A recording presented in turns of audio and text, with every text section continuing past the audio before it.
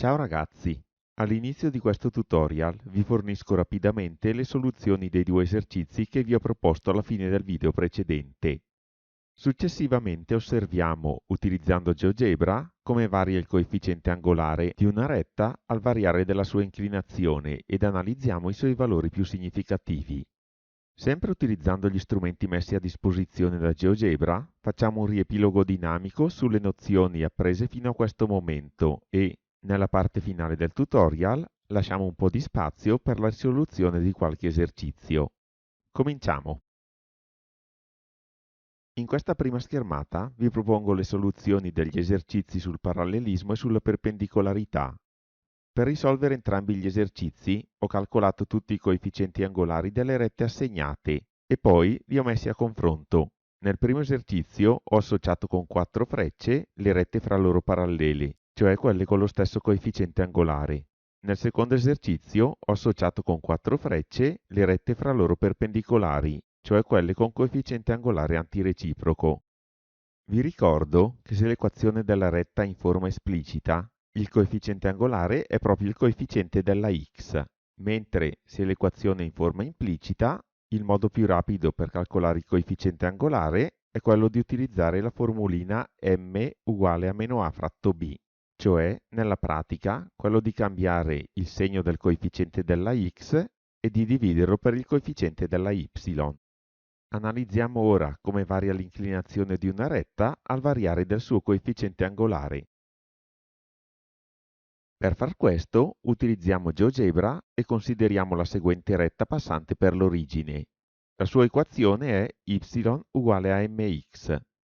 Come abbiamo già detto, la retta è crescente per m maggiore di 0, decrescente per m minore di 0 e orizzontale per m uguale a 0. Abbiamo inoltre detto che per nessun valore di m si ottiene una retta verticale, poiché anche per valori elevati di m, nel nostro esempio 10, ma potrebbe benissimo essere 1000 o 1.000.000, c'è un corrispondente spostamento verso destra di un'unità. Facciamo ora variare m di un'unità alla volta. Per m uguale a 0 abbiamo l'asse x, che è una retta orizzontale. Per m uguale a 1 la retta è già inclinata di 45 gradi ed è la bisettrice del primo e del terzo quadrante. Per m uguale a 2, 3, 4, eccetera, la retta è sempre maggiormente inclinata verso l'alto e per m tendente a più infinito si avvicina ad una retta verticale, ma non sarà mai verticale. Analizziamo ora i valori negativi di m. Per m uguale a meno 1, la retta è inclinata di meno 45 gradi ed è la bisettrice del secondo e del quarto quadrante.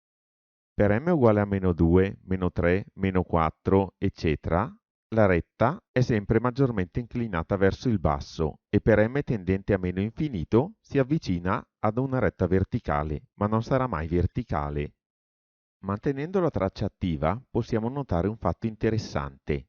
L'angolo di inclinazione della retta non varia in modo proporzionale ad m. Per m che va da 0 a 1, l'inclinazione della retta varia di 45 gradi.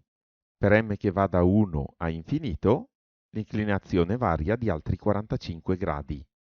Adesso faccio variare m di 1 alla volta. M uguale a 0, 1, 2, 3, 4, 5, 6, 7, 8, 9, 10.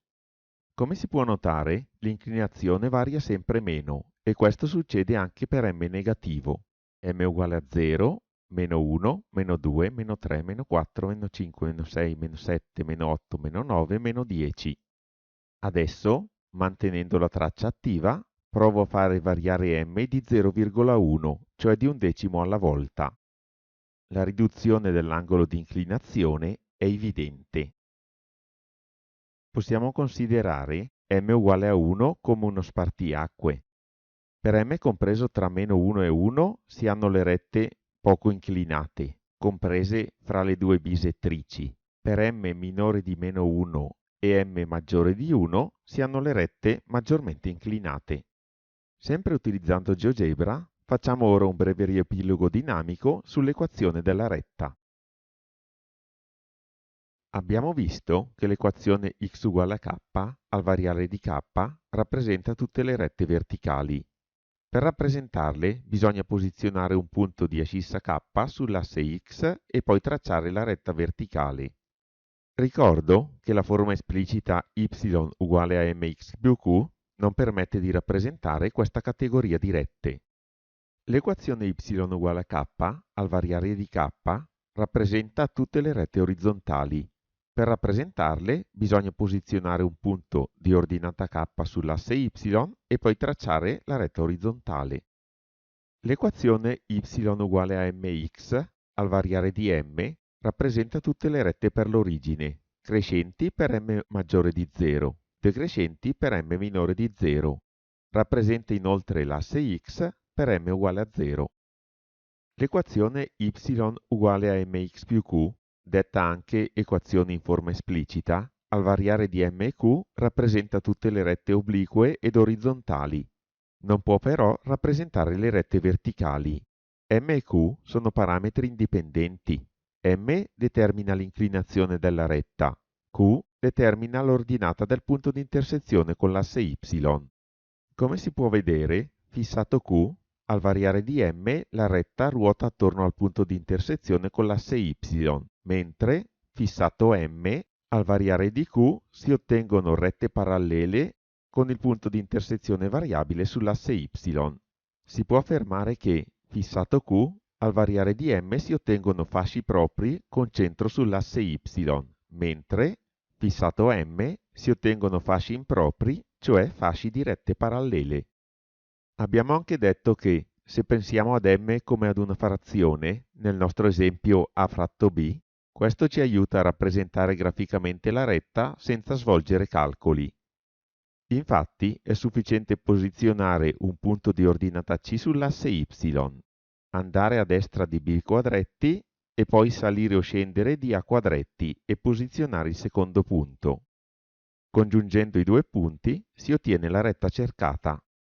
L'esempio mostra come rappresentare la retta di equazione y uguale a 3 quinti x più 2. Bisogna posizionare sull'asse y un punto di ordinata più 2.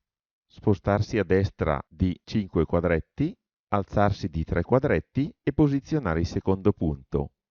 Congiungendo i due punti si ottiene la retta cercata. Infine abbiamo trattato l'equazione in forma implicita che, al variare dei parametri a, b e c, rappresenta tutte le rette del piano. Le considerazioni che farò ora sui parametri a, b e c possono essere uno spunto di riflessione per gli allievi più dotati in matematica. A tutti gli altri consiglio invece di ascoltarmi per un minuto senza dar troppo peso a quello che dirò, poiché è meglio conoscere bene poche nozioni fondamentali piuttosto che far confusione con molte nozioni non indispensabili. Ricordando le due formuline m uguale a meno a fratto b e q uguale a meno c fratto b, possiamo notare che la a e la b influiscono sul coefficiente angolare, mentre la c e la b influiscono sull'intercetta all'origine. Vediamo come. Proviamo a far variare a. Notiamo che il coefficiente angolare varia e abbiamo un fascio centrato in un punto di ordinata q uguale a meno c fratto b sull'asse y. Proviamo ora a far variare b. Il coefficiente angolare varia di nuovo ed abbiamo un fascio centrato in un punto di ascissa fissa x uguale a meno c fratto a sull'asse x. Inoltre l'intercetta sull'asse y varia. Facciamo infine variare c. Siccome il termine noto c non influisce sul coefficiente angolare, abbiamo un fascio di rette parallele con pendenza uguale ad m, cioè un fascio improprio. Per concludere, vi propongo questo esercizio sul parallelismo e la perpendicolarità. Data la retta R di equazione y uguale a 3 mezzi x meno 4, determina le equazioni della retta parallela S e della retta perpendicolare T passanti per il punto P di coordinate 0, 3. Rappresenta le tre rette R, S, T e verifica graficamente i risultati ottenuti. Per risolvere questo esercizio, innanzitutto dobbiamo notare che il punto P si trova proprio sull'asse Y, poiché la sua ascissa è 0, e dunque la sua ordinata, più 3 ci fornisce il valore Q dell'intercetta all'origine delle due rette cercate S e T. Inoltre, siccome il coefficiente angolare della retta R è 3 mezzi e siccome S è parallela a R, questo vuol dire che il coefficiente angolare della retta S è uguale al coefficiente angolare della retta R e dunque anche il coefficiente angolare della retta S è 3 mezzi. Siccome invece la retta T è perpendicolare alla retta R, il suo coefficiente angolare è l'antireciproco di quello della retta R e dunque per trovare il coefficiente angolare della retta T dobbiamo ribaltare 3 mezzi e cambiarlo di segno. Otteniamo così che il coefficiente angolare della retta T è meno 2 terzi. Possiamo ora assemblare i risultati ottenuti. La retta S ha coefficiente angolare 3 mezzi e intercetta all'origine 3 e la sua equazione è dunque y uguale a 3 mezzi x più 3, mentre la retta T ha coefficiente angolare meno 2 terzi e ha intercetta all'origine più 3 e dunque la sua equazione è y uguale a meno 2 terzi x più 3. Lascio a voi la rappresentazione grafica e la verifica dei risultati ottenuti. E per fare un po' di pratica vi invito a risolvere questi 8 esercizi simili al precedente. Ci sentiamo dopo la pausa per i risultati. In questa schermata ho riportato tutti i risultati.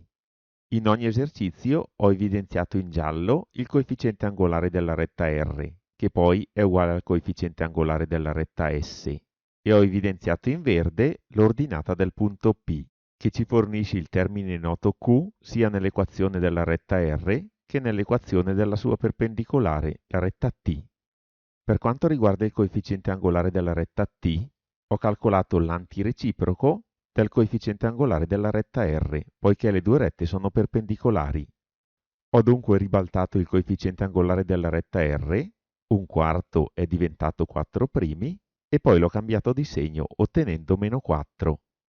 La retta S si ottiene dunque copiando il coefficiente angolare della retta R e poi copiando l'ordinata del punto P, ottenendo y uguale a un quarto x più 3.